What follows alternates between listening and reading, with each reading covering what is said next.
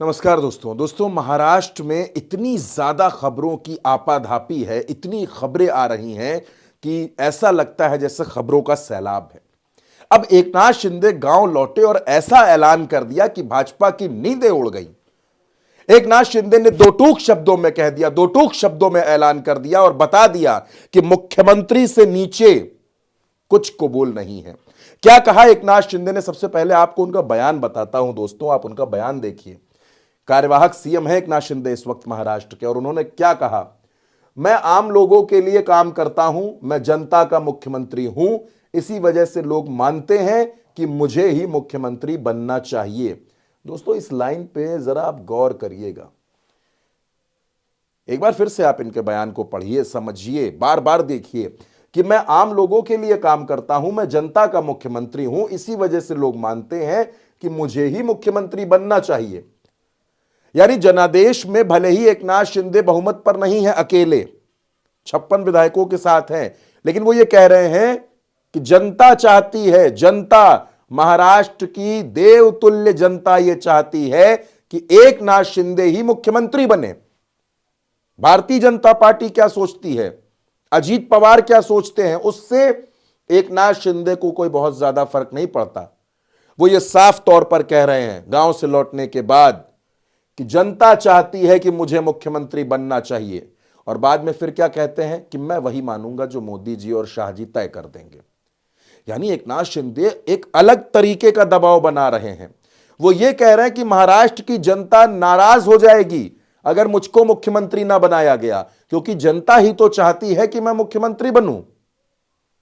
खबर यह भी है एकनाथ शिंदे ने अपनी सारी बैठकें भी रद्द कर दी हैं। यानी पूरी तरीके से एकनाथ शिंदे अब सीधे टकराव ले रहे हैं। कहां से? दिल्ली से। क्या कुछ किया एकनाथ शिंदे ने बीते 10 दिनों में, वो आप देखिए, याद कीजिए। दिल्ली गए, दिल्ली की मीटिंग में शिंदे नाराज दिखे, आपको भी वो तस्वीरें याद होंगी। एकनाथ शिंदे बगल में खड़े थे अमित शाह के, और उनके हाव भाव आपने भी देखे होंगे, नाराज थे।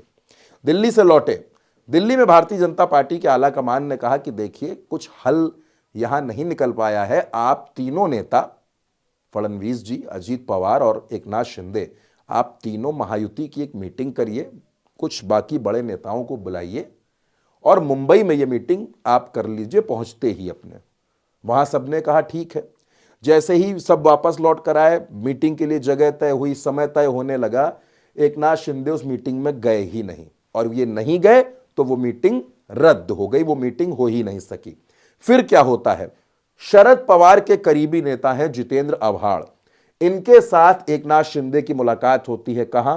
वर्षा बंगले में। वर्षा बंगला यानी एकनाथ शिंदे का घर।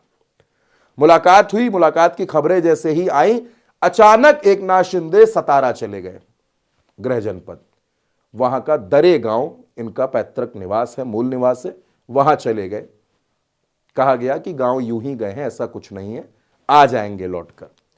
वो लौटते नहीं है एकनाथ शिंदे, बल्कि एक खबर आती है कि एकनाथ शिंदे बीमार हैं।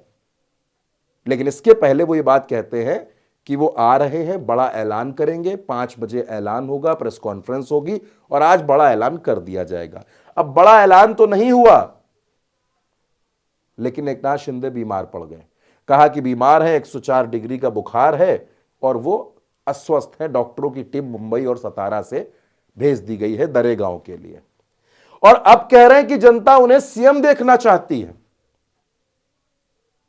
इस बीच में तमाम शर्तें भी आई, 3 शर्त आई कि वित्त विभाग दिया जाए, राजस्व दिया जाए, गृह विभाग दिया जाए, विधान परिषद में सभापति की कुर्सी दी जाए, बेटे को डिप्टी सीएम बनाया जाए, तमाम शर्तें आई।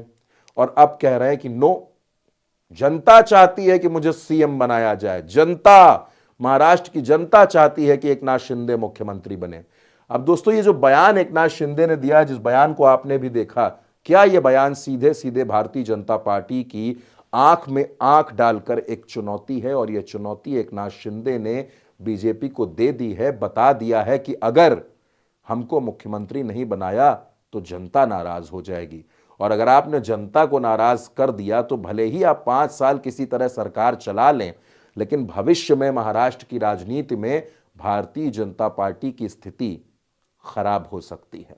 एकनाथ शिंदे ने सीधे सीधे दबाव बना दिया है। अब इस दबाव को भारतीय जनता पार्टी कितना महसूस करती है, कितना मानती है, ये भी आने वाला वक्त बताएगा दोस्तों। फिलहाल के लिए इस वीडियो में मेरे साथ इतना ही। आप अपनी राय कमेंट बॉक्स में जरूर बताइएगा।